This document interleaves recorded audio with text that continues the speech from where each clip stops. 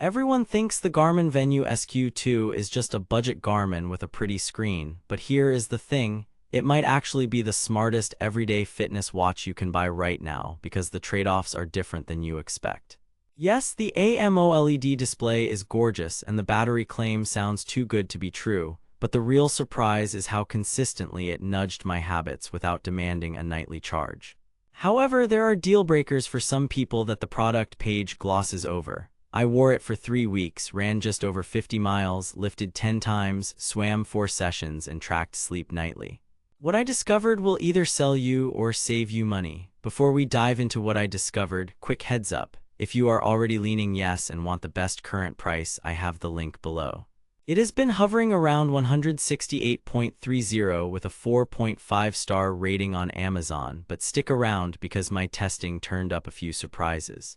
Here is why I went hunting for a new watch in the first place. My daily driver was dying by dinner time. I travel on weekends and got tired of packing a charger for a 36-hour trip. I needed something that could handle a morning 5K, a lunch HIIT class, and still track sleep without pleading for power. I tried a couple of budget fitness watches before. GPS drifted, heart rate lagged hard during intervals, and the screens were meh outdoors. When I first saw the squarish Venu Sq2, I was skeptical. Square Garmins used to feel like compromises. But the promise of an AMOLED display, 11-day battery, and Garmin's body battery and sleep score had me curious. If it could deliver real stamina, solid GPS, and helpful insights without the smartwatch drama, it would be a win. First test was battery, real life, not spec sheet. With always-on display off, notifications on, 2 GPS workouts most days, and sleep tracking, I got between 9 and 10 days consistently. With always-on enabled, that dropped to 6 to 7 days. A 60-minute GPS run used around 4 to 5% battery with AOD off, 6 to 7% with AOD on.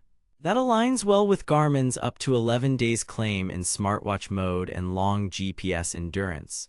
But then I took it on a 2-day work trip, no charger, 2 workouts, lots of notifications, and it came back with 30% left. Stress-free. Next, GPS and heart rate accuracy. I ran city loops with tall buildings and parks with tree cover. Distance on a measured 5K was within 0.03 miles. Cornering looked cleaner than some rivals that tend to cut. On intervals, the optical heart rate lagged by about 5 to 8 seconds when spiking, which is normal for wrist sensors. Pairing a chest strap tightened it up instantly. But then I did a trail hike where elevation matters, and here is the catch. There is no barometric altimeter, so no floors climbed, and elevation gain relies on GPS. If you care about stair counts or precise elevation, that is a limitation. Display and usability were next. The AMOLED is bright outdoors and easy to read at a glance. The large text options are actually useful mid-run. Always on looks slick and raise to wake is responsive. I customized the data screens for running and HIIT inside the Garmin Connect app, and the built-in HIIT profiles with WorkRest timers saved me from fumbling with my phone mid-set. But then there is the app side. Garmin Connect is powerful and nerdy in the best way, with deep health graphs and trends, though it is not as flashy as some competitors. The Connect IQ store gave me more watch faces and a few widgets, but do not expect an Apple-level app ecosystem. Smart features check the important boxes. Notifications come through reliably from both iOS and Android, and on Android you can send quick replies. There is no microphone or speaker, so no wrist calls or voice assistant. Garmin Pay worked great. I bought coffee twice with my phone left in the car. Safety features like assistance and incident detection worked when I simulated a stumble during a run. My emergency contact got a live location ping. It is rated 5 ATM, so pool swims were fine. But here is a key gotcha. The base Venu Sq2 does not have onboard music storage. If you want offline Spotify or local MP3s, get the music edition. Now the most interesting discovery. I expected the screen and battery to be the headline. The headline for me was actually the consistency of the health insights. Body battery and sleep score were eerily aligned with how I felt.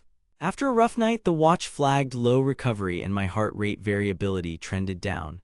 I skipped a hard workout and felt better the next day. Resting heart rate, stress, hydration reminders, and respiration all fed into a picture that felt actionable, not just numbers. After 3 weeks of testing, the Venu Sq2 did what my previous watches could not. it got out of the way while quietly nudging better decisions. Against the Apple Watch SE, this wins on battery and fitness-first focus. Against Fitbit, this wins on GPS consistency and training structure. Compared to higher-end Garmin's, it lacks multi-band GPS and advanced training readiness, but at this price, that is fair. And with an Amazon price around $168.30 and a 4.5 rating, the value is strong.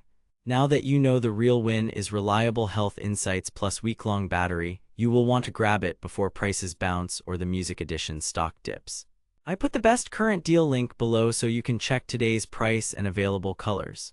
Bottom line, if you want a fitness-first smartwatch that looks good, lasts a long time, and provides genuinely useful health metrics, the Garmin Venu Sq2 is an easy recommendation. Runners up to half marathon, HIIT fans, casual cyclists, and anyone tired of nightly charging should buy with confidence. Skip it if you need wrist calls, an altimeter for stair stats, or offline music on the base model. The real story here is simple. The Venu Sq2 does the boring stuff brilliantly, which is exactly what most of us need.